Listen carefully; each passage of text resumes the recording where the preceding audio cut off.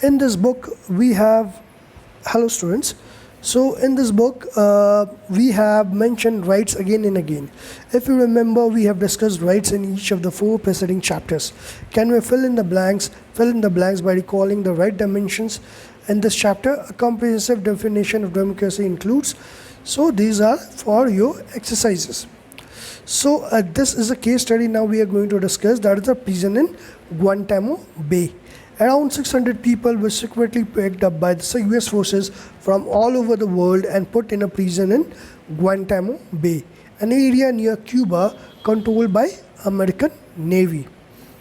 Anna's father, Jamil al-Banna, was among them. The American government said that they were enemies of the US and linked to the attack on New York on 11 September 2001. In most cases, the governments of their countries were not asked or even informed about their imprisonment. Like other prisoners, al-Banna's family got to know that he was in prison only through the media. Families of prisoners, media, or even UN representatives were not allowed to meet them. The US Army arrested them, interrogated them, and decided whether to keep them there or not.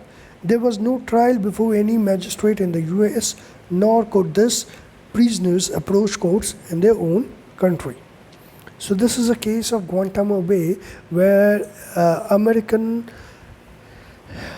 government basically forced people to forced imprisonment of a certain people based on some certain presumptions.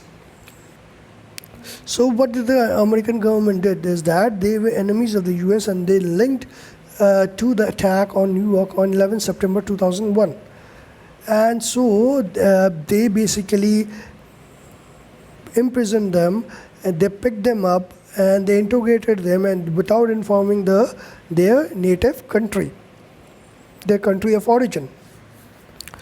So Amnesty International, an international human rights organization, collected information on the condition of the prisoners in Guantanamo Bay and reported that the prisoners were being tortured in the ways that violated the US laws. They were being denied the treatment that even prisoners of war must get as per the international treaties. Many prisoners had tried protesting against these conditions by going on a hunger strike. Prisoners were not released even after they were officially declared not guilty. An independent inquiry by the UN supported these findings.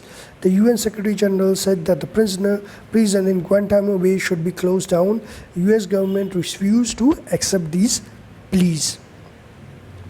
So this is the case of Guantanamo Bay. So there is a human rights organization named as Amnesty International. What they did is they conducted a research, they conducted a survey on the prisoners of Guantanamo Bay, and they found that they were not treated properly. They were not even treated as per as how enemies of war would be treated. So, and even there were conditions where prisoners were not even released even after they were declared not guilty. So the UN also intervened into this and they also shared the same findings. And so what they did is they asked the US government to shut it down, and the US government refused to accept these pleas. So in the next class we'll start with the citizens' rights in Saudi Arabia.